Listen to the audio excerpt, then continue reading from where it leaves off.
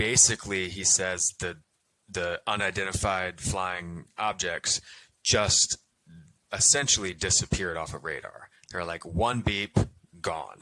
And which meant they went from like 50 to 100 feet off the ground to about 80,000 feet straight up in like less than 2 seconds. What's up, guys? Welcome to another episode of The Aux, and if you're listening to this or watching this, then you are on the public feed. This means you aren't getting 2 bonus episodes per month of The Aux on topics like Bruce Lee, the COVID lab leak theory, Bitcoin, and more. You also aren't getting the full video versions of my other show, the Auxoro Podcast, where I sit down with athletes, creatives, scientists, and others to discuss the cool work that they do. In exchange for your hard-earned money or inherited money, we take both, no discrimination here. You'll get 2 bonus episodes of The Aux per month, which ends up being 3+ hours of premium content. The full video of every episode of the Auxoro Podcast, so you don't have to watch a thumbnail on YouTube. Subscriber-only solo episodes, raw notes and research, bonus writings, access to all premium archived episodes, and more. Become a premium member today by going to auxoro.supercast.tech so you don't have to hear any more of these annoying ass pitches now or in the middle of an episode. And trust me,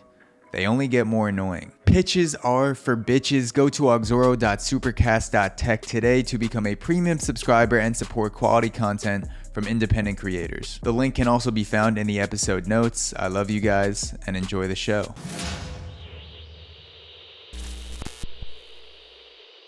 We are in space. We have just launched the podcast. We are blasting off on this episode, which is very topic appropriate because we are diving into aliens today and general discussions about alien topics, UFO, and we're even going to get into some personal experience. And I am sitting here with my good friend and also CEO of workyourstories.com, Dave Robinson, also holistic health coach. What's going on?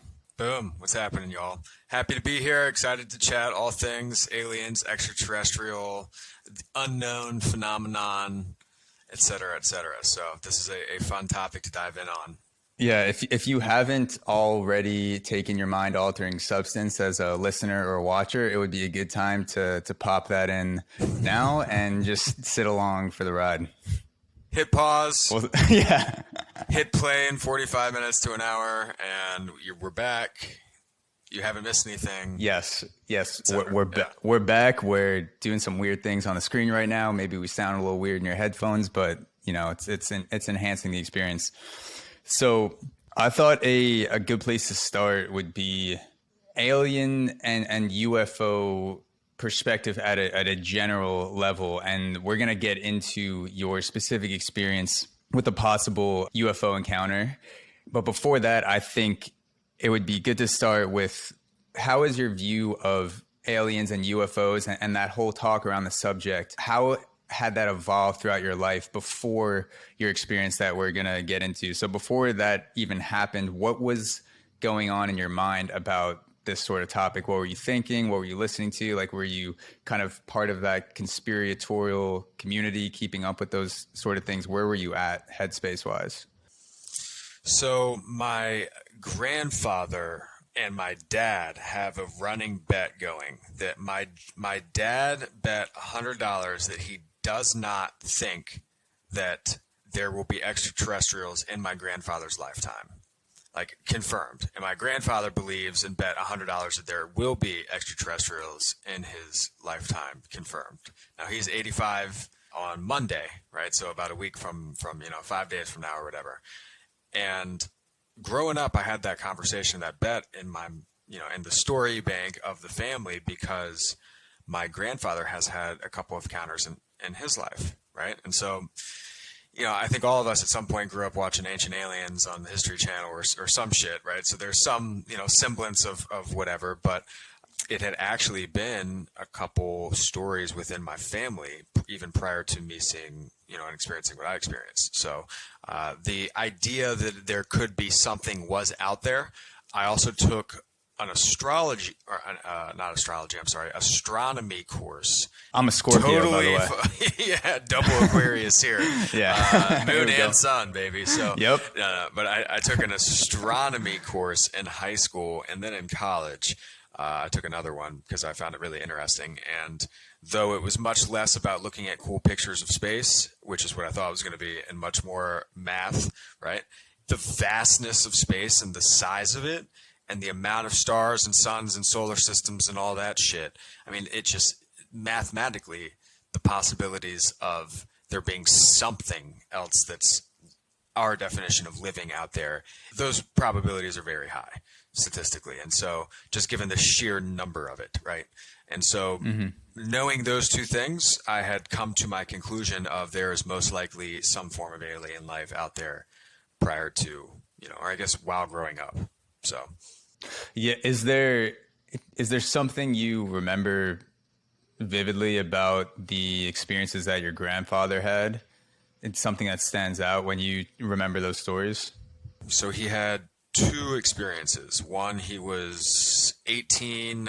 He grew up in rural West Virginia in a town called Franklin, West Virginia, kind of a mountain town.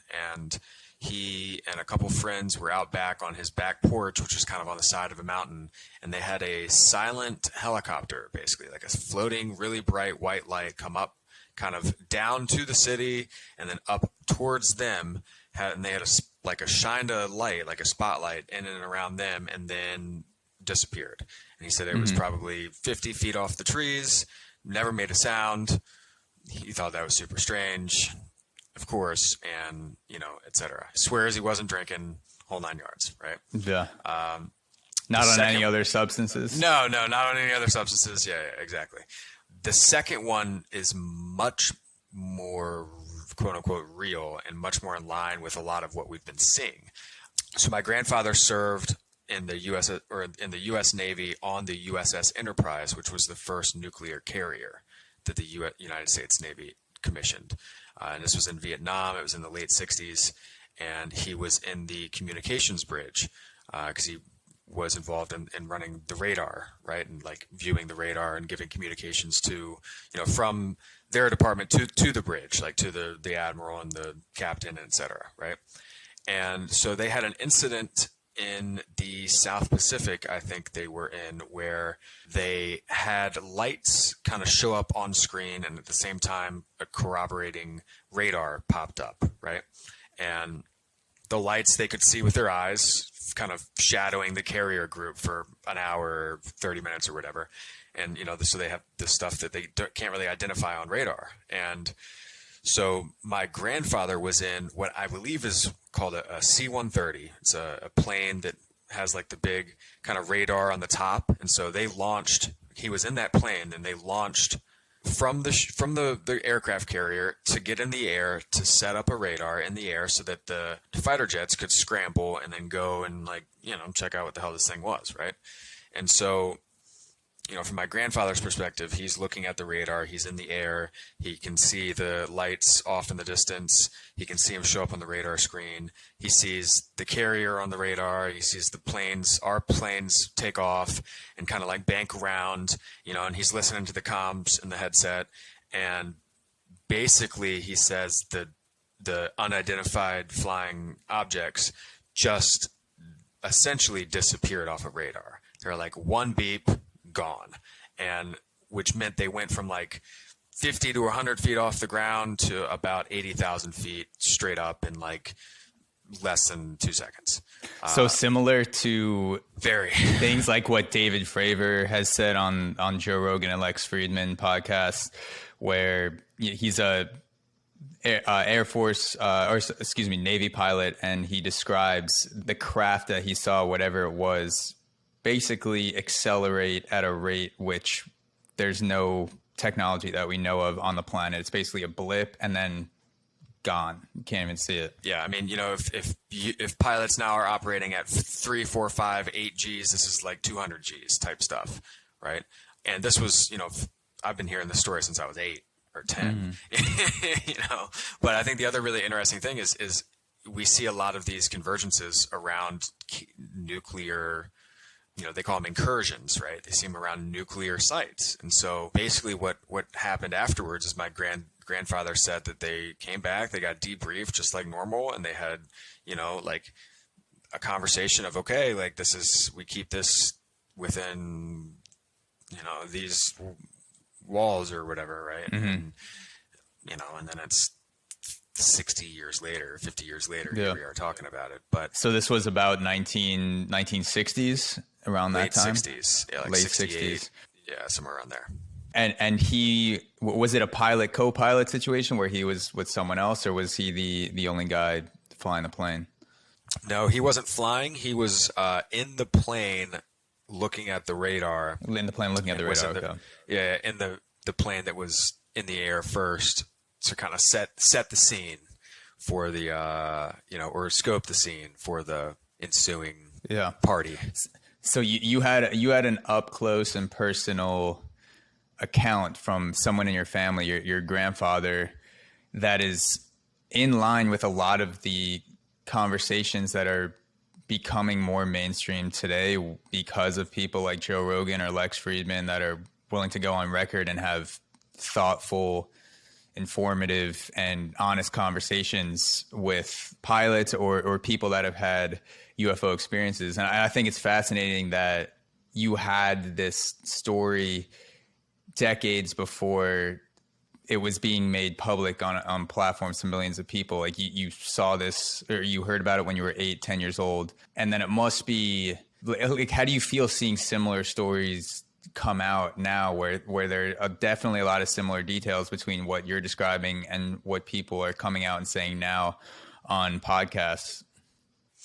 I mean, it's really rad, specifically coming from, my granddad, who is a hero of mine and who I consider a major influence in my life. And, he's a very gregarious guy. He's a great storyteller. He tells good stories, and with any story, there's often a degree of some flair, let's call it. Oh yeah. Right? You got to sell it. You got to give the people something.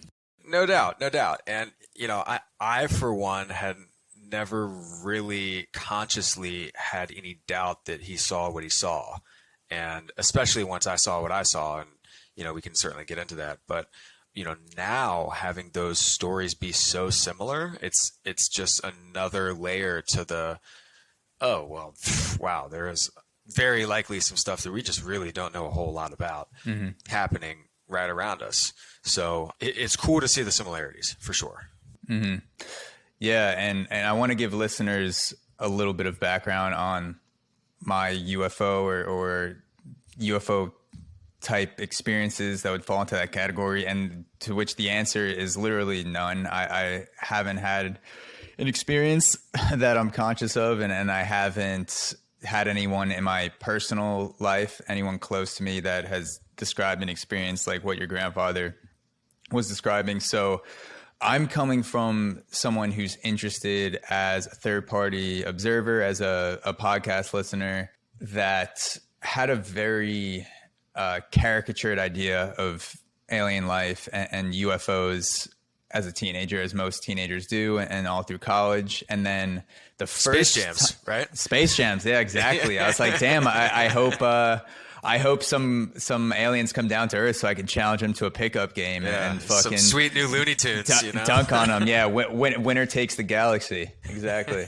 But yeah, I had this very caricatured version, and then within the past 4 or 5 years, I started paying attention to people like Bob Lazar because of Joe Rogan, who repeatedly mentioned him, and then eventually had him on the podcast because of the documentary, I believe it was with Jeremy Corbell, about his whole experience working on what was possibly a UFO aircraft. I heard David Fravor come on Joe Rogan and Lex Fridman and listen to both of those conversations multiple times. And the way in which they talk about these experiences, guys like David Fravor and guys like Bob Lazar, they seem super level-headed, super calm. They don't see, I don't know them, but they don't seem like they're after attention. They have had to been asked, many times to come on podcasts and talk about this. They talk about it like any normal experience. Like they were driving a car down the street to a grocery store and they saw something on the sidewalk and they describe it with like a pedestrian quality that they're not like, it doesn't seem like they're trying to fit some sort of cinematic idea of what an alien or UFO encounter would be like.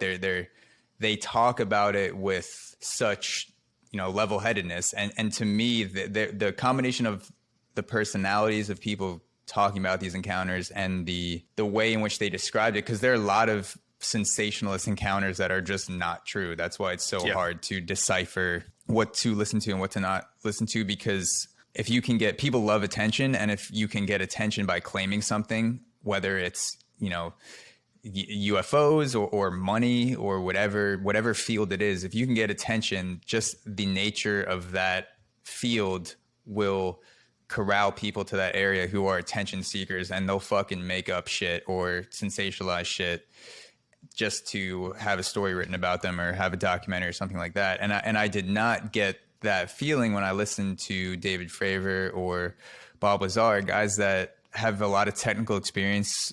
One's a Navy pilot. The other one was working on technology and cars. Yeah, little rocket scientists.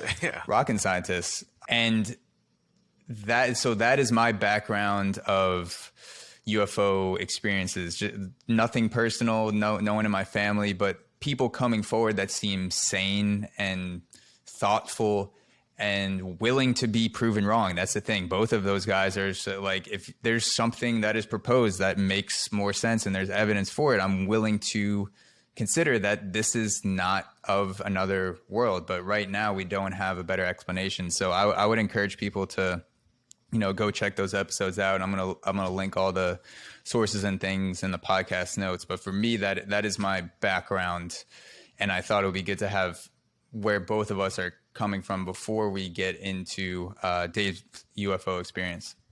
Yeah, no, I'm happy you shared that, and it's interesting too with, you know, the caricatured version of what so many of us tend to think about when it comes to UFOs, or maybe even thinking like Predator versus Alien, or, you know, there's just a myriad number of things. And frankly, like, the reality is it could be literally anything under the sun and not under the sun, right? When we say the phrase under the sun, that's in our little deal here, right? It could be not from under our sun. So who knows what it could be, you know?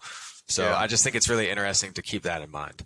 Yeah, we're in one little spot and one little slice of our own galaxy within the solar system, within the universe. Like, it's fucking insane how big things are. I thought before we get into the actual experience, I wanted to do some sort of a jumping off point with a piece of content that has entered the mainstream that may give some context for what may have possibly happened with the experience that you described. We'll see. It may have something to do with it. It may not. But there was a article in Scientific American called "Maybe the Aliens Are Really Here," and this was published June 21st. So 2 days ago? Yeah. And the article talks about the likelihood of extraterrestrial intelligence having visited Earth, and if it has visited, what forms it may have taken. So I wanted to read a couple excerpts and kind of get into this before we get into your personal experience. So this is from Scientific American, "Maybe the Aliens Really Are Here," June 21st, 2021. It says large numbers of extraterrestrial civilizations might contribute to a nodal system. The store of information would only grow with time, regardless of whether the contributing civilizations persist or have gone extinct. So they're talking about like a nodal system that civilizations could set up that would act as kind of these hubs of information where you could collect information for a certain area of the universe or a certain area of the galaxy. They say we might contribute Aristotle, Shakespeare, Beethoven, Monet to this Encyclopedia Galactica. However, we will not be in a position to barter our culture, having surveilled our TV and internet for at least 70 years. Extraterrestrials have probably uploaded all that they want from us. Nonetheless, extraterrestrials may wish to recruit us into the galactic club so that we might manufacture probes and nodes and otherwise take responsibility for the maintenance of the interstellar communication system within our immediate stellar neighborhood. That would be our bargaining chip. So a lot of this article goes into alien technology without biological bodies. So basically just probes from alien civilizations that and when you just have a probe, you can withstand things like an extreme amount of G-force because there's no biological body in the probe. So things that are coming down to Earth, visiting Earth, and then basically carrying off information and dropping it in a node. This article goes into a lot of detail on that. And then the last excerpt I have to jump off of that is they say, nevertheless, many scientists now agree, SETI scientists, which is search for extraterrestrial intelligence, many SETI scientists now agree with UFOers that the first alien detection plausibly could occur within our own solar system. Both UFOers and SETI scientists should also agree that if some UFO sightings are genuine sightings of aliens, then they must be of robotic probes rather than vessels crewed by biological beings. If nothing less, such beings would be crushed by the G-forces of their purported very large accelerations. And so again, they go into if aliens were to visit us based on what we know about how information is gathered on Earth, most likely it would be probes, alien technology coming down in probes without biological bodies. So without, like our version of a person inside. And then that would allow them to basically do all the maneuvers they want, become undetected, not have to worry about anyone surviving, kind of like what we do when we send probes to Mars and shit. And then that piece of alien tech then like goes back to the node, drops off the information, and then that could just be like a point so the aliens don't have to go back all the way to Earth to gather information. It's just like they're basically dropping a bunch of nodes all over space, and it's like these upload points you can plug in and be like, let me learn about humans and shit like that. So it's a really fascinating article, and I wanted to get your view on those quotes before we jump into those before we jump into your experience. I could totally buy it, man. And, the technology conversation is a really interesting one, especially when we think about how much technology has accelerated over time, where we started flying 130 years ago or less than 130 years ago. The computers have been around for 70. Supercomputers have been in our pockets for 10 or 5 years or something, right? So an alien technology of any kind that's 100 years ahead of us, or 1,000 years ahead of us, or 10,000 or 1,000,000 years ahead of us, which are still blips in the radar of the scope of time that the universe has been around, So I think any advancement then has to be considered, potential alien type technology, right? Yeah. The other really interesting thing to think about is look back, 2,000, 3,000 years ago, 4,000, 5,000 years ago, where we have across so many various ancient religions, cultures, civilizations, we have what appear to be very mystical events, right? Humanoid-like figures coming down, Jesus ascended into heaven, right? Visits by angels and spirits. And, the Sanskrit talks about, metal butterflies, or flying in the sky, and metal birds, right? Like there's just so many various things where if someone with such advanced technology comes down or comes and shows up, like that's going to be perceived as supernatural. Similar to when Cortez and the conquistadors came to the Americas from Spain, and they were the white gods, right? That sailed in on massive, clouds in the ocean and shot lightning from their fucking sticks, right? And like they're aliens, all right? They're gods. I think potentially many of our religions could be based off of visits from potential extraterrestrials, biological extraterrestrials, X number of years ago, right? Thousands of years ago, right? I do also believe that they could possibly send probes or drones or nodes and be just collecting info, collecting, data, getting soil samples, and holy shit, what's this air made out of? And this is air, like doing the whole 9 yards, being scientists, Yeah. I think that's a totally plausible explanation as well. It's a crazy coincidence because just like Cortez, your nickname in the soccer community is the White God of Lightning, El Dio Blanco. So you definitely know what you're talking about when it comes to godlike capabilities. I'll take that, man. If only I had if I was named Davino or Dave or something like that, I'd be an even better soccer player. Yeah. But I do think this article is fascinating because I'm seeing not that, another life form is going to be in tune with what it's like to be a human or have human-like qualities or human nature.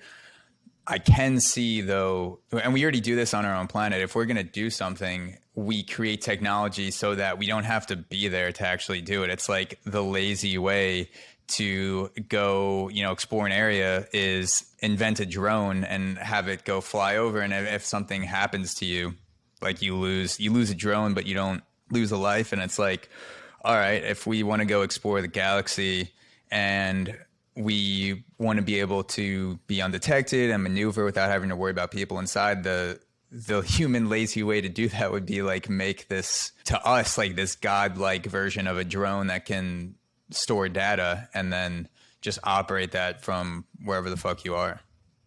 Yeah, but I mean, think fast forward 100 years, and that's not out of the question of being in the realm of capabilities. I mean, now we've got little like dragonfly-sized drones that can fly 100 miles an hour with fucking 5K and 5G, everything on it. So I mean, there's just technology is advancing at such an incremental rate that I don't even necessarily see that as being out of the question of, in 20 years or let alone 200 or 2000. So last summer you were in New York, correct? Like about Correct. A year ago. Yeah. And I was with another group of friends and we were all staying in my apartment, and you started to tell and eventually told the entire story of a UFO experience that you had. And I was fascinated the entire time. This was also, around the time I had started to listen to conversations that were coming out in the podcast hemisphere. And so let's start from the beginning. What happened leading up to that day? What were you doing? What was your job? Where were you at in life? And set the tone for that day and that experience before we jump into the details of that day. Yeah. So this is early January or mid-January 2012. And so I'm a couple years out of college. I am very new into my financial planning career. Maybe been in the career a year, been at this firm maybe 6 months. And myself and another young guy, a couple years older than me, guy by the name of Dan, kind of no nonsense, no bullshit New Yorker, right? Y'all would really get along, frankly. Sounds like it. Yeah, hell yeah. But he and I found in our firm there was a bunch of accounts from an old office that had closed down, 10, 15 years ago down in Southwest Virginia, maybe 3.5, 4 hours away. So there's a cluster of accounts, and nobody was really servicing these accounts, and they were all spread out. They were old insurance policies. And Dan and I went to our manager and asked if we could get the accounts, and we'll give him 10%, but no more. And we want to go and have these accounts and, yada, yada. And he said, sure, go. Right. So I found myself driving down to Southwest Virginia, in and through the Appalachian Mountains, once or twice or 3 or 4 times a month. And so we'd visit with people. We'd try to, see what kind of policies they had, did anything change, et cetera, et cetera. And so I found myself in the car a lot, and we found ourselves in, remote-ish places on a relatively regular basis. So I was on one of those trips, one of those financial planning trips, when said incident occurred.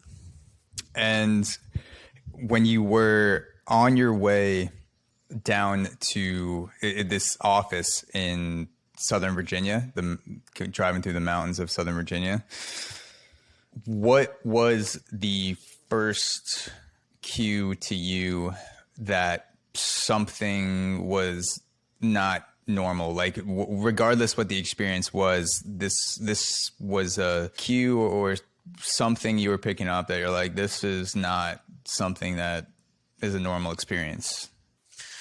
Yeah, so we'd had a pretty normal day, and we had left, we're maybe 30 minutes into our 3.5, 4-hour drive home, and we were not taking the highway. So we were instead taking like real back roads, right? My phone was already dead, right? I'd been on it texting the whole day probably. So I was, my phone was dead. Dan was driving, and it's wintertime. It's around 8 p.m., so it's dark. And the first thing that really set off as like weird was we both commented that we hadn't seen anybody on the road in a while, and that it was super dark, and wow. And then Dan said, dude, my phone just lost all its juice. I'm going to turn it off in case we need it. Right. Mm-hmm. So Dan turned his phone off because it lost a whole bunch of juice. So it was at a good amount of juice, and then the juice just dropped precipitously. We're at 3 bars. Then he's got a blinking red bar worth of juice, and we find that to be strange. And I remember specifically him turning off his phone for low battery, a weird low battery, and he turned off his phone in case we need it. Got it. And there's a lot of things. Probably a good idea. It's probably yeah. I mean, I not knowing what's going to happen, I'd probably do the same thing. I'd be like, we don't know if, we're driving on a fucking mountain road in Virginia. It would probably be a good idea to have some reserve battery in case, something happens, car breaks down, or else we're just fucking sitting out here until someone finds us or we can walk to the closest town. And so while Dan was driving, he turns his phone off. What was the next thing that happened? So I'm got my seat leaned back, and I'm just kind of looking out the front windshield, and he's telling a story, and I don't know what his story's about, listening to tunes, and I noticed 2 red lights, like way the fuck up in the sky, right? Like not star distance, but definitely in the plane distance / maybe further. I don't know. Right. What's the light like at this time? Is it completely dark? Is it kind of like twilight? What does the sky look like? Dark. Okay. Dark. Very dark. I don't remember there being a moon. It was really dark. 8 p.m. in the middle of winter. So definitely dark. And the 2 red lights were really close together, and they were moving like very erratically, right? Like plane, pretty steady speed and straight. Satellite blinks, you lose it for a little bit. Blinks, you lose it for a little bit, but it's a pretty straight line, right? Mm-hmm. This was jerky, right? Like very erratic with its movement, right? And over the next couple of minutes, 1, 2 minutes, 5 minutes, whatever, I followed with my eyes. These 2 red lights got bigger and closer to the ground, and ultimately to the point where I found myself like looking up under Dan's arms, his one arm that he's driving, and I'm like trying to peer underneath him to see out the driver's side window. Yeah. And he's like, he looks at me, he's like, yo, what the fuck are you looking at? And yeah. Are the 2 red lights, while they're moving, are they moving around herky jerky together, like they're part of the same thing? Or okay, so it looked like the 2 lights are jerking around in unison, like wherever one light goes, the others go. Yeah, exactly. So they're not like spreading apart, but if they like zip to bottom left, both lights are zipping to bottom left. If it's turned on its side, both are turning on its side, right? So I'm seeing like one thing, right? One object. And ultimately, I saw that object go from, plane height, plane distance in the fucking sky down to ground level, to the point where I'm seeing red lights through the trees and going, holy shit, Dan, what are these? And I remember Dan saying, what, you're talking about the cell tower over there? And I said, dude, this cell tower was just 30,000 feet in the air 2 minutes ago. And, I remember him going, no fucking way. And then it couldn't have been like 15 seconds later, before we bank left, the road opens up into a big ass field, and here we are. And so to back up a little bit. I'm backing up. Obviously, something about these lights caught your eye right away because, you know, it's dark out. You're in the middle of a country road. If you see a plane in the middle of nowhere, you kind of just like, you see the lights and nothing really jumps out at you consciously or subconsciously. And you're like, that's traveling in a straight line.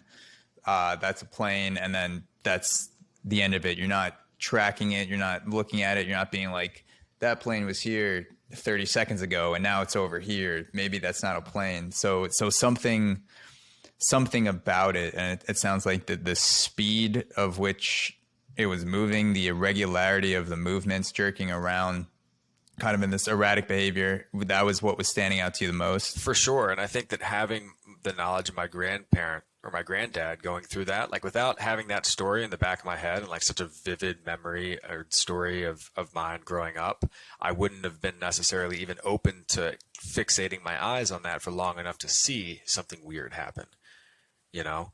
And so it's at a point right now where Dan mistook it for a cell tower. So it went from something that was around the plane height, jerking around, all of a sudden it makes its way down to, I'm imagining what is, you know, almost ground level, but like a little above, and it looks like a cell tower in the distance to Dan out his like driver's side. His 9 o'clock, like to his direct left out the driver's side window. It looks like a, you know, red lights, cell tower height, a couple 100 feet off the ground, 100 feet off the ground, whatever, through the trees. And so when Dan says, what are you talking about? That cell tower over there? And then it opens up. You said you bank left and you're driving through a field. What is your position now relative to those two lights and what starts to happen? So we bank left. It opens up. That quote unquote cell tower is now directly in front of a road, or like directly over the road, which is a straight road. We're heading directly into this thing.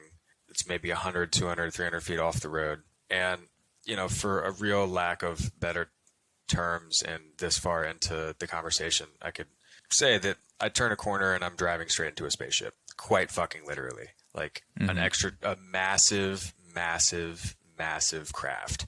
So as soon as we turn and Dan sees this, Dan immediately goes, what the fuck is that?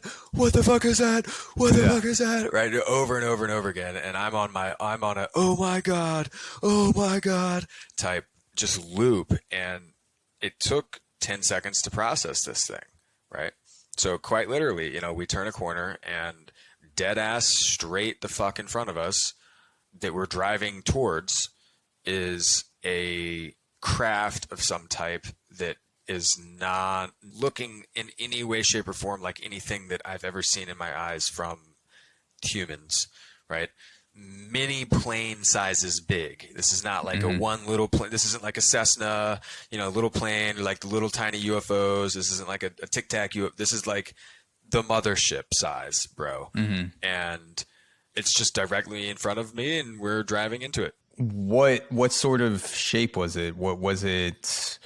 Like the prototypical what people think of the saucer? What was it, more of elongated? What shape were you actually seeing from the ship from your angle? Because I assume you're underneath it, kind of like watching it get bigger. Yes. Above you. Yes, and it was a kind of a rectangular shape, but a big rectangle. Right. And the red lights, you know, think of like left side, right side, right? That's where the red lights are. Right. I don't remember whether they're top, middle, bottom or whatever it is, but I remember seeing those red lights on one of the corners of each of these things. Yeah. So just one light on either side.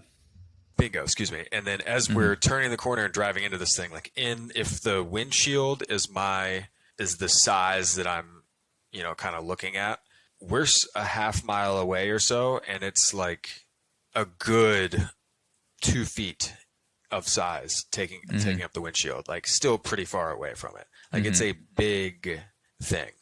Once I see it with my eyes clearly, I never see it move. I never see it sway. I never see it shift. I never see it go up or down an inch or left to right an inch. It was cemented in the sky.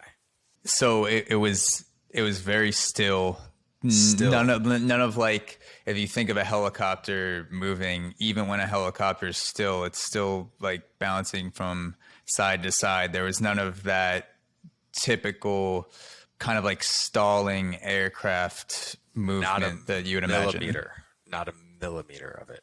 It was cemented in the sky, directly over the road. And, you know, I kind of had this freak out, and I'm trying to process. And then the next thing that I noticed that kind of pulls me back into the present moment is I feel the car accelerate hard. And Dan had like stopped on the gas.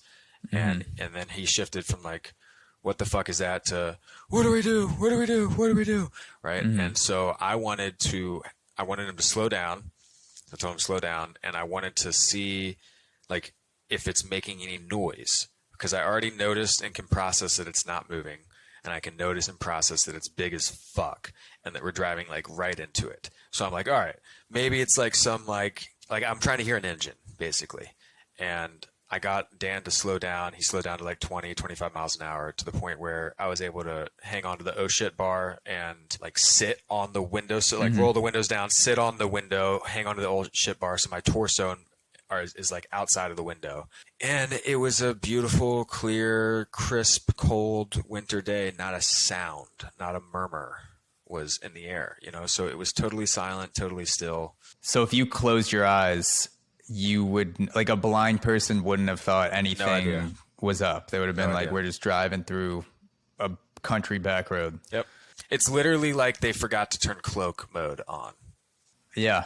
And that's what I was imagining. I was like, that sounds like they were just doing some recon, and they were chilling there, and someone on the ship or whoever they're controlling it from is like back home. It's like, oh fuck, like dude, you accidentally sat on the switch, like fucking turn that shit back on. Exactly. Or like somehow like the guy that was supposed to be like guarding the cars like was taking a shit when we were driving through, and like didn't pick up that we were supposed to be there, because it was so blatantly obvious that something is up, and that this is not like, there was no hint of that we're trying to keep this from you in any way, shape, or form. It was almost like, yo, motherfuckers, we're here now. Yeah. That some guy got a talking to at the Alien Explorer HR, HQ. Some guy was like, yo, dude, you gotta leave stealth mode on when we got those small things running around Earth in the area. I don't know what they are, but we'll figure it out. Seriously. You said you were positioning yourself out the window trying to hear something. So you're driving towards it still. You said Dan started to accelerate. You got both the windows down, I assume, just like trying to hear anything. Yep. What's the next new piece of information? Just like anything, it starts to get bigger as expected. You're driving closer, so it's going to start looking bigger. You're driving under the lights are getting brighter. What's kind of the next thing that you feel or see as you start to approach and accelerate this craft or thing? I don't think I lost time or anything like that, but I really do feel like time slowed down, because once I realized that there was no sound coming out of it, then there was no more like instant logical explanations for what I saw, and thus was able to really settle in pretty immediately into holy fuck. And that's literally what I said as I drove underneath this thing. Like, you know, I realized, oh my God, it's not making any sound. In the next 10 seconds of us driving towards it, and as it gets bigger and bigger, it's just me just going, oh my God, as I passed underneath it. And if a rock was dropped from the dead ass center of that alien or whatever that thing was, it would have hit us in the dead ass center of the windshield. And, you know, it did light up a little bit underneath. I remember very vividly, but unclearly seeing, like, the memory is vivid, but I remember the image being unclear of the bottom of this thing, and it was pretty dark, but I got a little bit of the light from the red light on this side and what I found out to be like a white light, a small white light on the other side. But it was no lights underneath. There were no doors underneath. I couldn't see any portals. There was nothing like that. It just looked textured. It looked like almost as if you were seeing a mountain range from, 20,000 feet, just like textured, Okay, so almost like the surface of the moon or something like that. Like, yeah, for sure. Yeah. What I might consider, or what people might consider, like an anti-radar type looking thing, right? Okay. Or like anti-radar texture or whatever. What color was it besides the red lights? Were you able to tell what color the actual material was? Dark, black. Yeah. Once we drove underneath it, I kind of like turned, shifted my body, and looked at it as it kept getting smaller and smaller. And over the next 30 seconds, it just slowly disappeared from my line of sight. And, I sunk back into my chair, and Dan was kind of hunched over the driving wheel. And I remember like seeing him like knead the driving wheel and like the handle. And we didn't talk for about 10 minutes. And then he broke the silence with... So you guys were sitting there silently for 10 minutes. For at least 10 minutes. Taking it in. And like I was kind of slumped back. He was kind of hunched over. And he takes a big breath. I remember him going, well, that changes everything. And dude, straight out of a movie. It was fucking perfect. And I laughed my ass off, and we were like, what the fuck was that? And started to like freak out. Going back to that, being there, I never felt threatened. I never felt, I wasn't scared. I was shocked. Right. And I think there's a big difference between those two things for me. Is like, it was astounding versus like frightening. And, again, I like going right underneath it. I don't know whether we lost time. I don't have any memories of anything. I haven't had any weird dreams or flashbacks or operating tables. I haven't found anything in my ass. I've looked, right? I haven't found You haven't found anything in your ass from the aliens. From the aliens, right? Exactly. You haven't found anything that you didn't put there. Yeah. But I think the biggest thing was like, it was so vivid. And it was so real, and it wasn't anything that could be explained away, and it wasn't anything that this was about as sure of a thing as I could experience. And I got to experience with someone who I was close with and still am pretty close with. And so, thank God I wasn't solo dolo for this thing. That would have driven me fucking mad, 100%. Dude. But, I didn't feel like they were bad, if that makes any sense. Yeah. So you didn't... There have been times in my life where I'm around a person or I'm in a situation in an area, maybe around a group of people where nothing bad is happening, but I just feel a darker energy from certain people. And maybe it's right, maybe it's not right, but that sort of energy transmission has caused me to leave some places for no apparent reason at all. I'm just like, something's telling me to leave right now. You didn't get any of that vibe from that experience. You weren't getting like your spidey senses of like obviously you're being overwhelmed with other sensations like light and oh my fucking God, what is going on right now? The whole build up with the jerky movements, but you didn't get any sort of dark energy or like something is super wrong, like something bad is about to happen. No, and I don't know why we didn't stop, and I don't know why we kept going and driving right underneath it. And I don't know why a lot of those things occurred or a lot of those things didn't occur. I just know that we experienced what we experienced, and there at the time it didn't seem like it was going to be a bad. Or I didn't ever feel in danger. Now afterwards, I did have a thought and kind of got some heebie-jeebies for a while over like, oh man, I'm going to be like visited by the Men in Black or like visited by like, the aliens themselves that night or soon thereafter. And they're going to be like, don't fucking tell anybody about this, memory gone, or like, I don't know. Like, I guess the pop culture did influence me and have me think a certain way about what potentially could occur or whatever it may be. But in the moment, I didn't feel anything other than just like an existential awe, you know? So I know one of the first things I would have done in the immediate aftermath, so, you know, within 24 or 48 hours, besides just like unpacking that experience personally or spiritually, the first practical thing that I would have done is looking up any stories in the area, or maybe any, you know, are there military bases close by? Is there anything that could even remotely explain what happened? Did you and Dan go on that rabbit hole dive of let's try to find any article somewhere in 100 miles, or is there a military base around? Did you guys find anything in the following days or weeks after that experience? Yeah. So, you know, you nailed it. I went looking. 3 days earlier in a town called Stanton, Virginia, or outside of Stanton, we were down near Roanoke, and they're on the same like road, Interstate 81, but they're maybe like an hour and a half away.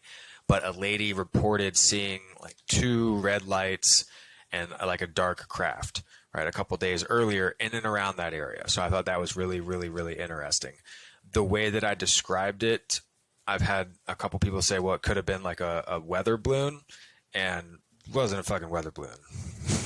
You know, like, yeah. And I've looked up pictures of those things, and there's a very stark and clear difference as far as in many ways. And going from plane height to looking like a cell tower, I can't imagine a balloon maneuvering, you know, anything close to that. That seems like almost like I wouldn't even consider the fact that it was a balloon if I were you. Yeah, no, I mean, it wasn't a balloon, right? It definitely wasn't a balloon. You know, there are bases in and around there, but you know, it goes back to the Bob Lazar conversation of like, there are just technologies that don't exist. Like I was really working through that in my mind at the time of, you know, because I felt like that's what my granddad would have done, you know, and he would have asked, you know, well, did it make any noise? Did you see it rock back and forth? You know, how high was it? How quick did it come down? You know, like how long did you actually have your eyes on it? You know, and I mean, it's probably 2 minutes straight that I had my eyes on it, you know, and let alone like actually seeing the craft itself for a good 30, 45 seconds, you know? And so there are just a lot of unexplainables. And it's really funny because I had a friend of mine ask me, well, very recently, like within the past year or two, like, well, why do you think they were here? And that was like, like, I have no fucking idea. I haven't even thought of that. I've been still trying to figure out like what the fuck I saw, not why they were here. You know? Yeah. But and go, the no sound or no, there was no sort of propulsion mechanism that you could see anything shooting out the back, like nothing a out typical the back, car. No whistles, no airs, no heat, no glow, no wind, no nothing. This is a big ass box that was stuck in the sky.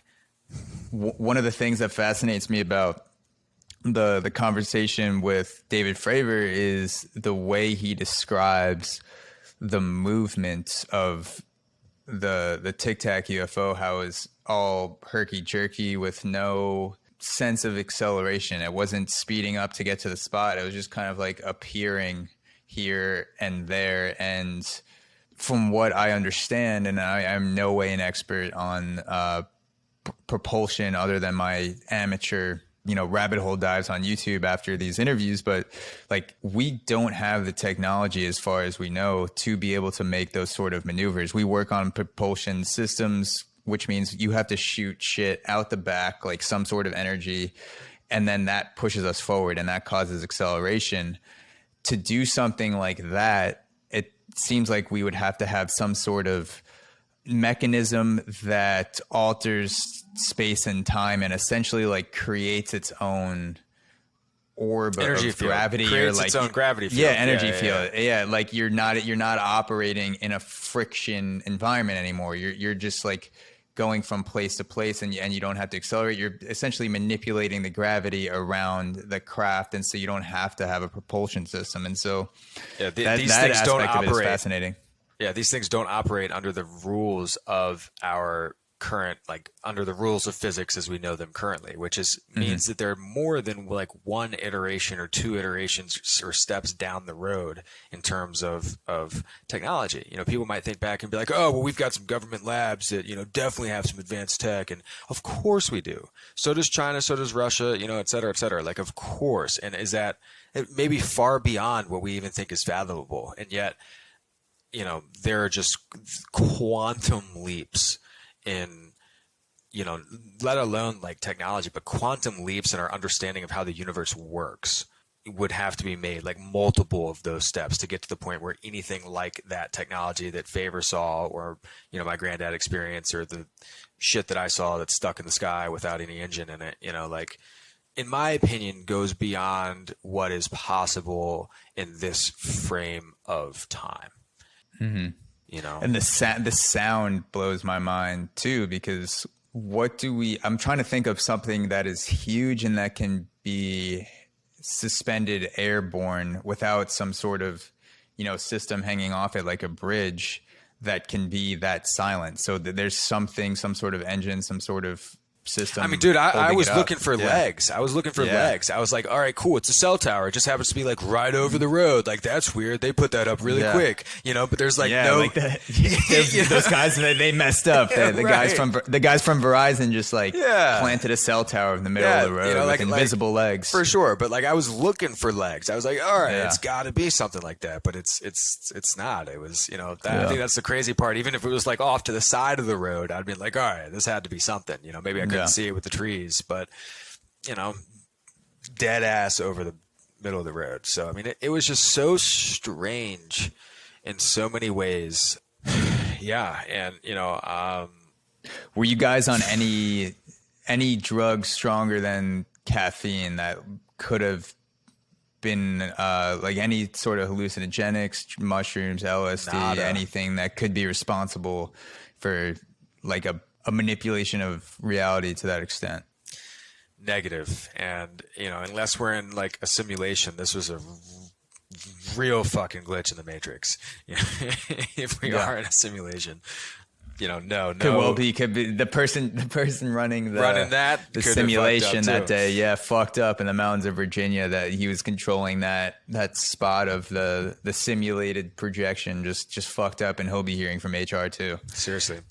Soon enough. I was digging around, and there are some UFO experiences that have been explained away by just weird and statistically highly improbable weather patterns. Was there anything transparent like about it that could have been a weird ass cloud, or just like, it doesn't sound like a cloud at all, but just like anything about it that, looking back on it, you think maybe this was a weird weather pattern, or just like it looked like something was swirling, or lightning, or something, like storms in the area? You said the weather was pretty clear? Totally clear day, not a cloud in the sky. I don't think there was a moon either.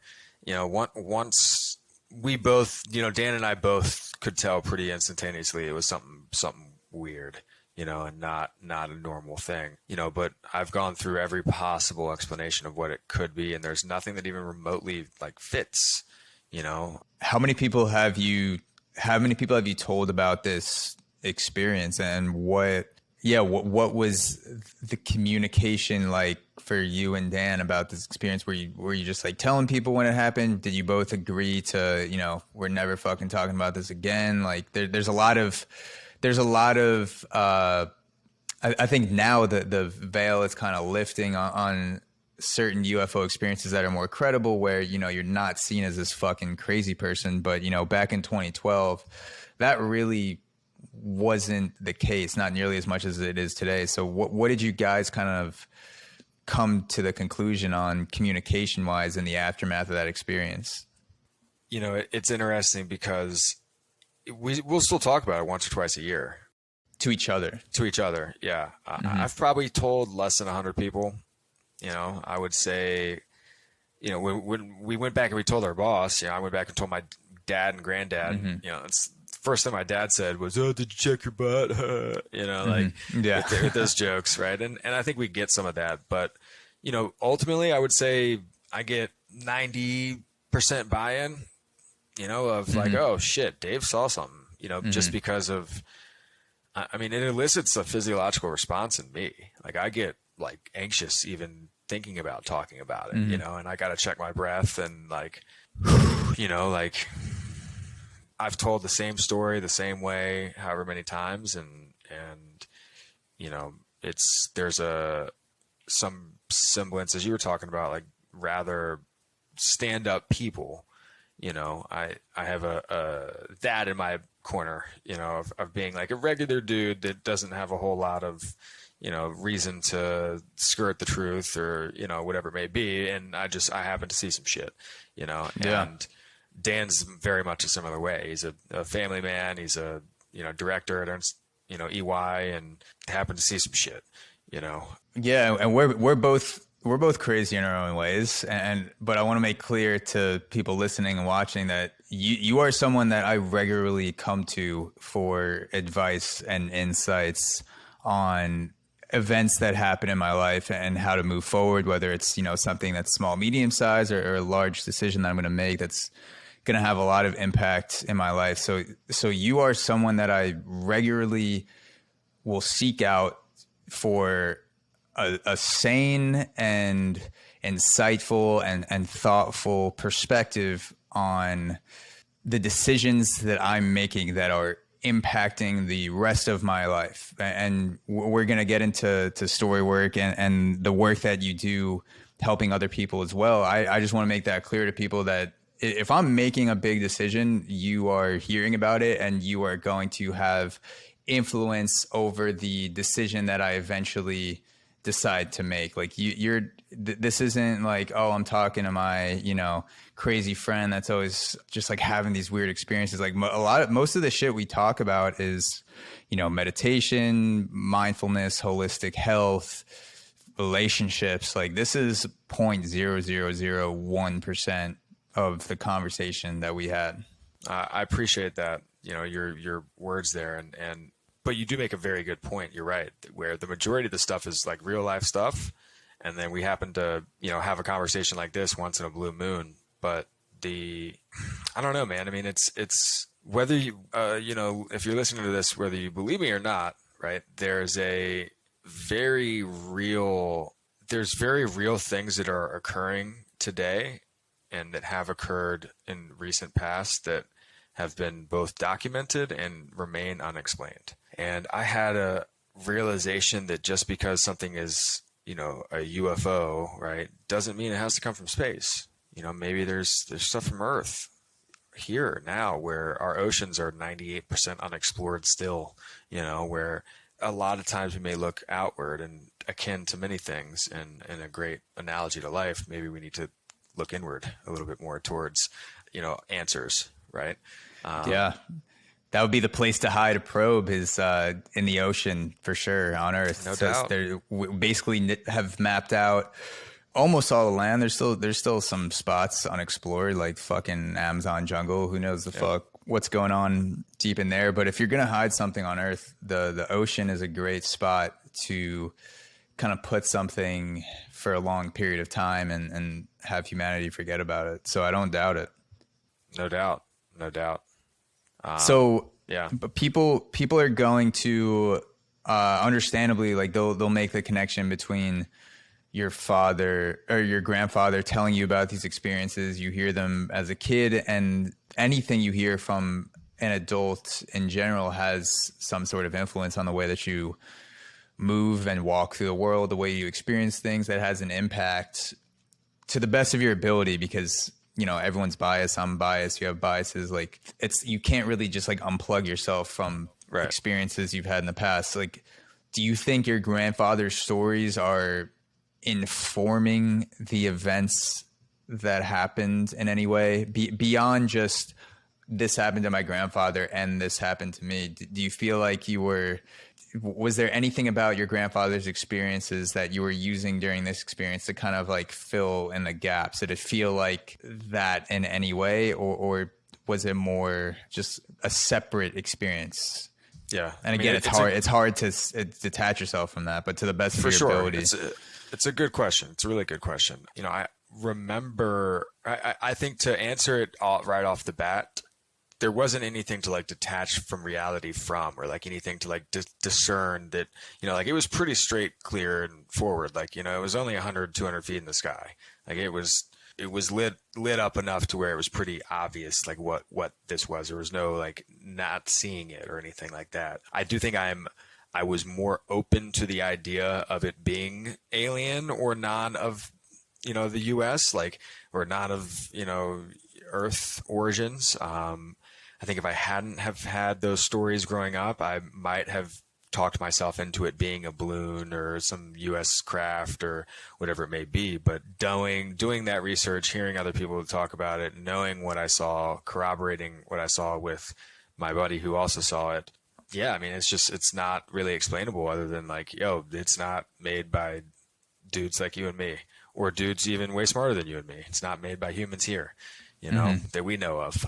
I do also wonder if that connection to the past, whether there's some like lineage there, or some like, because he saw it, now I can see it, or I don't know. Like that's a rabbit hole I've gone down. Like why the fuck did I get to see that? Like why did I get to experience that? Was that random, or was that like, is there a reason why I'm supposed to be open-minded, or now like know that there's, something else out there? So I Could be all those things.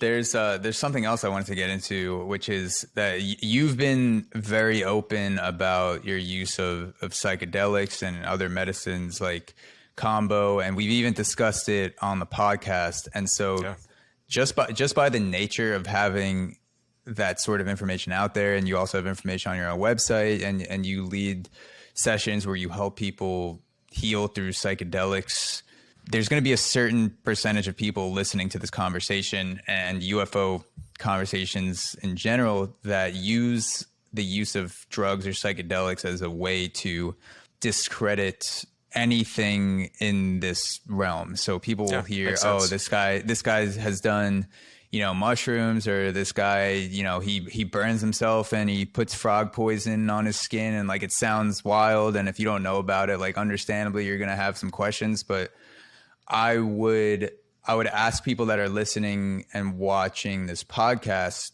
to have a separation between the lifestyle that someone chooses to live and the things that they observe that may or may not be part of that lifestyle. And you said that you guys were not on any sort of psychedelic substances or drugs at the same time. Like you can be someone who experiments with drugs. You can be someone who experiments with hallucinogens and also have super fucking vivid experiences like this that are not because of the influence of those drugs. I don't, and the psychedelic community is becoming more open now. People are more willing to talk about their use of psychedelics.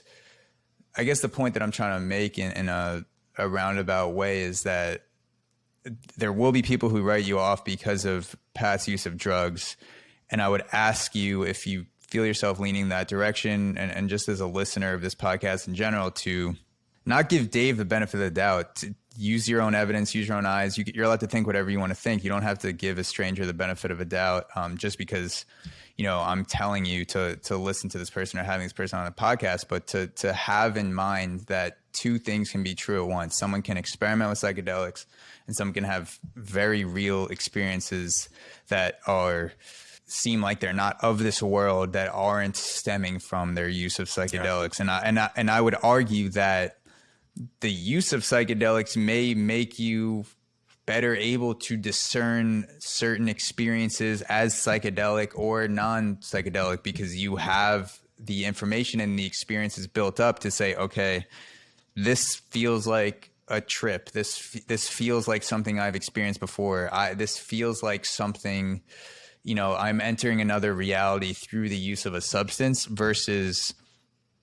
this is not a substance that I've been on. This is not a substance. Like, this does not feel like a psychedelic experience. Right. So I would ask people to make that distinction in their mind that are listening to this, and to keep that in mind as you're listening to this conversation, other conversations like it, that past drug use, whatever it is, doesn't, discredit you from having very real, credible experiences. Yeah. I mean, you can look around now look outside, look in your flower bed or whatever, and see some amazing shit happen in your garden, and you know, not be fucked up and realize, holy shit, that's incredible.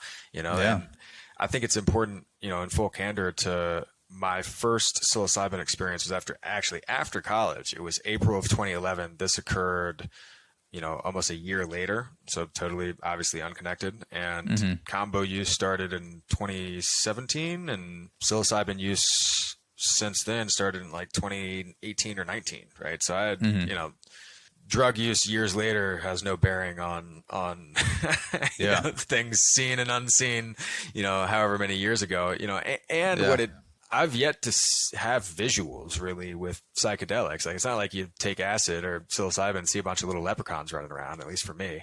Right. You know, and what I have experienced is an openness to other potential realities, frankly, you know, and being open to other potential worlds that we either discern or don't discern on a regular basis. So yeah, great point, and interesting to note. Yeah. And just because I haven't had as many psychedelic experiences to the strength that Dave has had doesn't mean I'm any more credible. I could be the biggest bullshitter of all time, and it has nothing to do with drug use. It's cultivating a sense of truth and being willing to listen to evidence and look at what people are saying, and kind of build up in your own mind and body some sort of sense of whether someone seems credible or doesn't. And again, Dave is one of those guys that has given me no reason to, you know, question his credibility. Thank you, sir. I in these last 10 to 15 minutes, I wanted to tie the UFO experience into Storywork. And so before we get into Storywork, could you give people your definition of what Storywork is and what you do as a story worker? And then we'll kind of connect it to maybe some things that are relevant about the whole experience in the past. Cool. So Storywork is the process of understanding how your language and your breath affects your reality through the stories you create and tell yourselves, right? Ultimately, what we do is we sit across from one another on a Zoom call, and we look at a Google Doc together, and I help you work through your thoughts and work through past experiences and help change your relationship to those past experiences by changing your physiological state now. So it's focused journaling, it's focused breathing, it's, you know, kind of a talk therapy or cognitive therapy, though it is not technically therapy. It has roots in NLP and some TMS, and it is incredibly effective for clearing space and helping one get creative moving forward, which I believe only comes from having space. So have you thought about your experience in relation to Storywork? Because you learned the skill of story work and helping other people work their stories, and myself included, years after this experience. Have you used Storywork in any way to analyze what happened? Have you thought about it in terms of a Storywork framework? Is there anything interesting, any connection you made between Storywork and this experience in any way? So for me, I use Storywork either to get clear on a decision or what if question, or I use Storywork to move through an emotional charge of some sort. And to be honest, I've, over time been able to move through emotional charges that come from telling this particular story for the most part. I did say I do get a little bit anxious at the start of it, and that is something that I've now noticed. I can take my breath or two. Okay. And tell the story, right? I think in the beginning, having those tools to be able to, had I known about Storywork 10 years ago, or 9 years ago when this happened, I would have potentially used that right out the gate to okay, let's fucking slow down, breathe through what you actually saw and process it a little bit smoother, quicker, faster, efficiently. And I didn't have that, and just ended up telling the story over and over and over again to a select, couple group of people, and here we are.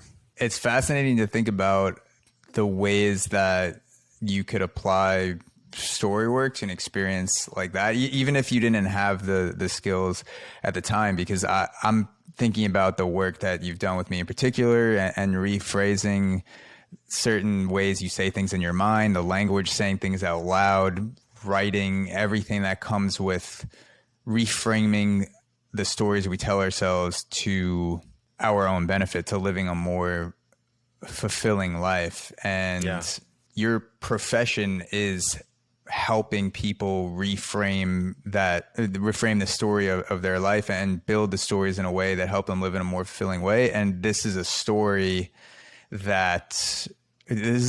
an experience that happened. It is something that happened. And as technology improves and as we gather more evidence, I suspect we'll have a much clearer view and a more accurate view, and be able to describe these things in greater detail as we figure out more things in society. But it's like this is a story of an experience that, like Dan said, everything is different now. I forget, is that what he said? He said, this changes things. Yeah, this changes everything. This changes everything. And yeah, it's crazy to think about it in that way. Yeah, and I mean, for Dan, he's gotten much less religious since. Like it really shook him foundationally from like he had Catholicism and kind of grew up in that world, and it changed things for him with that.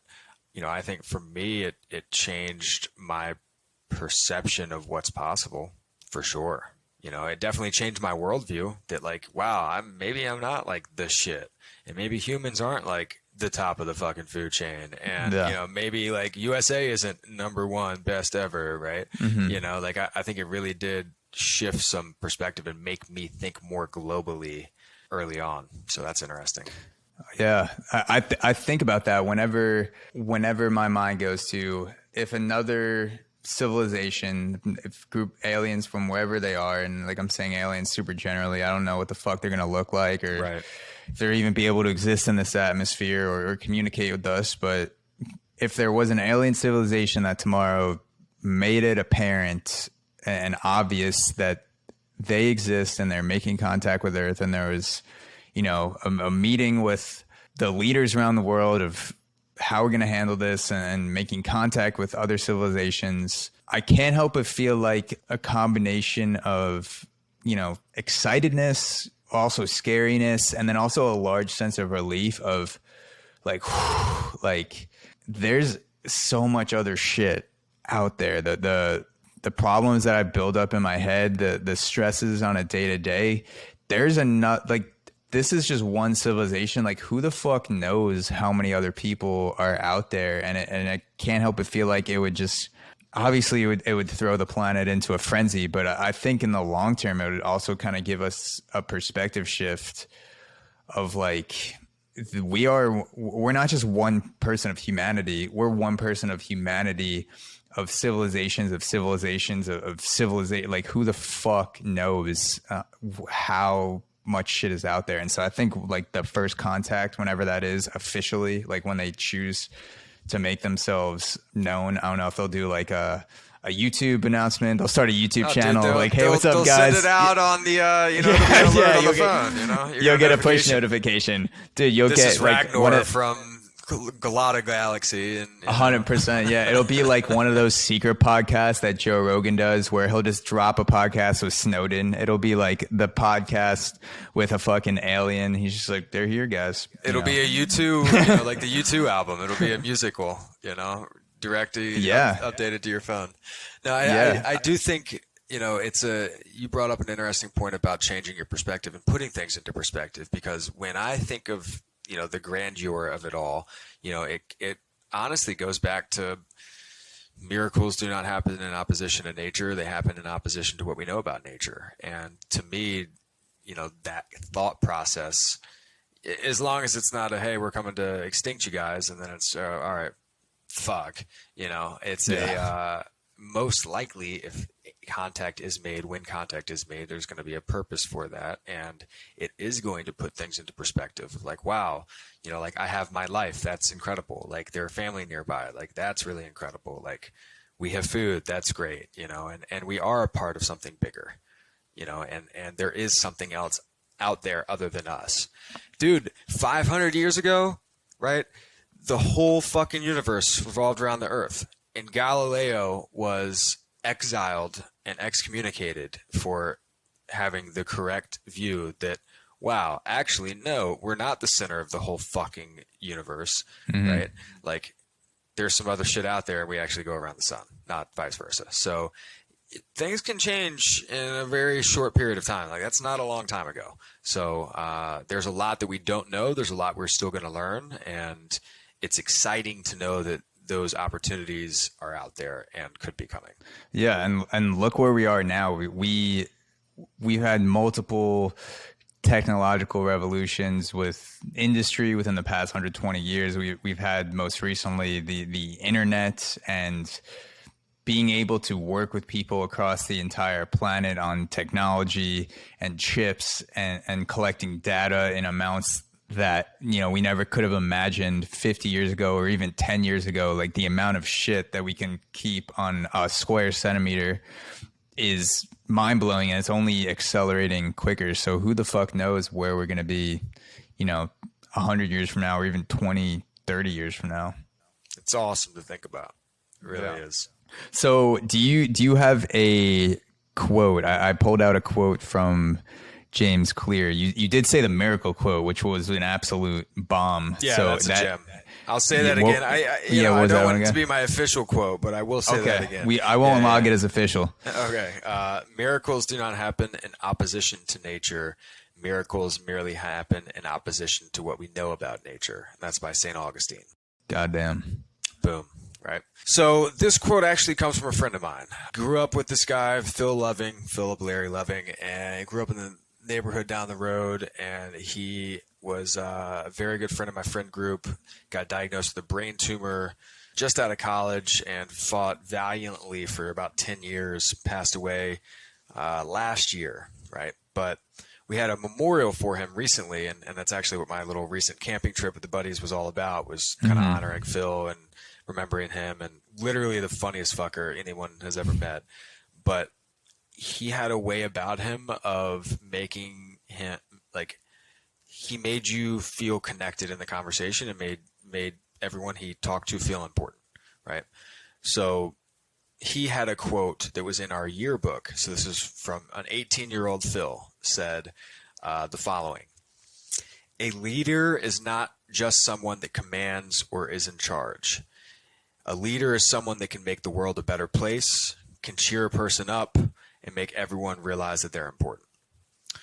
So I heard that, saw that at his memorial, and it really made me think about what the role of a good leader is and a good manager is. And like, there's different types of that. And I know in the past I've, maybe found myself not feeling like a leader because I wasn't like rah rah, or because I didn't maybe have the influence, or, whatever it is. And yet I have always noticed myself connecting to people, and trying to build people up, or noticing if someone's down or whatever it may be. And Phil just had that quality to the nth degree. So, I really love that quote for reminding people that we can make a difference in our own ways. And even if it's just making someone laugh, or, pulling someone in for a hug, or, like whatever it may be, right? Like, that can be impactful and valuable to someone's life. And I encourage you to keep doing that. Yeah.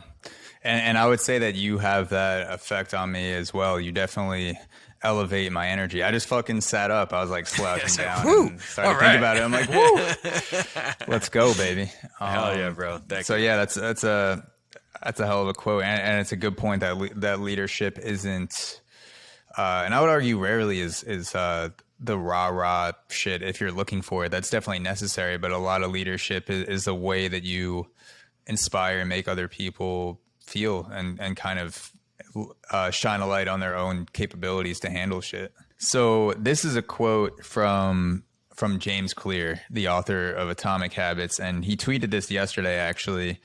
And I was in a mood where I'm in a transitional period right now where I am putting some content, creating some podcast content, and putting it behind a paywall. So like for subscribers and stuff like that. And there's like all this shit that comes with it that doesn't feel like I'm moving the ball forward, and even just like the day-to-day editing and stuff like that, like it's just hard work. There's no way around podcast editing until you have, $60,000 a year to pay a producer. Like part of being a podcaster is just like 5% of the time you're going to be recording a podcast, and then the rest of the time you're just going to be chopping shit up, getting it out, putting it on social media, reaching out to people and keeping it going. And so I was in this zone of like wanting to figure out a way of how to become good at podcasting and build up a subscriber base more without doing hard work. And I was like brainstorm. I was like, how can I do this easy? Like, how can I not work hard and get the fruits of working hard? And I was just like kind of in that mood for a couple of days, and I was just like, fuck, like and after I read this quote, it helped me really lean into the hard work aspect of it. And this is from James Clear. He said, strangely, life gets hard when you try to make it easy. Exercising is hard, but not exercising makes life harder. Uncomfortable conversations are hard, but avoiding every conflict is harder. Mastering your craft is hard, but having no skills is harder. Easy has a cost. And I wrote the last part of that quote down on one of my 7 whiteboards because I'm a fucking addict. And I put underneath it, cost of easy is greater than the cost of hard work, just as like a summary of that quote. And it made me realize, like, I've felt this way before, but this quote, it was like it popped up on my Twitter feed right as I needed it. And I felt, I need to accept that I chose podcasting if this is something I want to do and will make a living off of, and that comes with hard work, and I'm choosing to do that, and my life will be more fulfilling and more fun if I lean into the hard work and just accept that I need to do it and have fun with it. And some parts will suck, a lot of it will be fun, and a lot of like some are just going to be like neutral experiences, and that's part of any fucking job that you want to do. It's always good to brainstorm easier ways to get a better product or try to maximize your time for the same or better product. But there's no fulfilling career path where you're going to wake up and be like, damn, like this is the easiest shit I've ever done. Like just a following appeared out of nowhere, and now I'm making all this money. And, it's a very long process, and you know that as well with Work Your Stories and changing career paths in your 20s and building up social media and clients in the holistic space and the Storywork space. And that quote was the kick in the ass that I needed. And, hell yeah, applying it to aliens, I don't, I'm trying to think of a way to apply hard work to aliens. If you're listening to this, if you're not of this earth and you're listening to this, when you're dealing with humans, recognize that it's going to be hard work. It's not going to be an easy relationship, but if you make the effort to cultivate a meaningful relationship with humans over the long term, you will be rewarded for it, and your civilization will be better, where, we can be fucking dumb as fuck sometimes, but we also do some beautiful, crazy, great things. So don't blow us up. I owe to that. And if you aren't an alien and you're listening to this, a takeaway you can have is it took a lot of hard work for those aliens to get here, to get the technology, yes, to get to this point. And if they can do that crazy shit, you can do whatever the hell you're trying to do. Mm-hmm. So where's the best place for people to check out your work and follow you? So I actually did something different on the last podcast I was on, and I've already gotten some responses, so I really like it. I'm going to give you guys my email. All right, just shoot me an email, no subject line. Give me a subject line. Do whatever it is. It's going to be super simple. It's workyourstories@gmail.com. If you want to chat on this or whatever, hit me up. You can go to workyourstories.com if you'd like to learn more about that. And I am on the gram at getstrappedstaystrapped. But shoot me an email and I'll respond. Workyourstories@gmail.com. You got it. And that will be in the podcast description as well as the other places you can find Dave. And that reminds me, we need to schedule another Storywork call as well, because it's been a while, and we definitely have some shit. I'm always, I'm never going to be in a place where things are stagnant. So we definitely need to hop on another call and get shit going. And thank you guys for listening to this. Thank you for taking this journey with us, the UFO, spiritual, hardworking, white God lightning journey. Thank you guys for sticking with us, and I'll talk to you guys soon.